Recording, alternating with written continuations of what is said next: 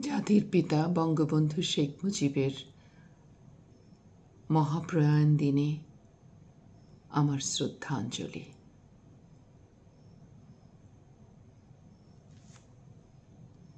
পড়ছি শরীফ হাসানের সদ্য লেখা কবিতা কুটকালের পদ।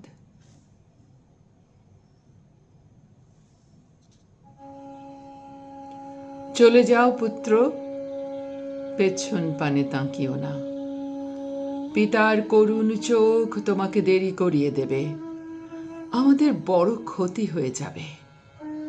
অশ্রুপাত করো না পুত্র, আমার কথা ভেবো না। হে চন্দ্রমুখ, আমার কথা ভেবো না। তোমার দ্রুত চলে যাওয়া দরকার, তোমার বেঁচে থাকা খুব দরকার। পুত্র, তুমি গৃহবাসী হও, তোমার ঘর ভরে উঠুক নতুন শিশুর হাসিতে।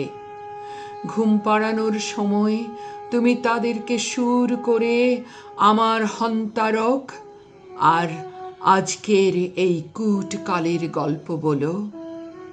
পুত্র, তুমি পদকার হও, চর্যা গীতির কবি লুইপা কান্নপার মতো। সন্তান ও তাদের পুত্র কন্যাকে তুমি পিতৃগণের কথা বলো। তোমার পদাবলিতে আমাদের মহত্তম পুরুষের কথা বলো।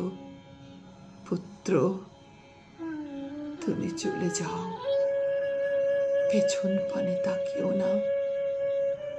পিতার করুণ চোখ তোমাকে দেরি করিয়ে দেবে, আমাদের বড় ক্ষতি হয়ে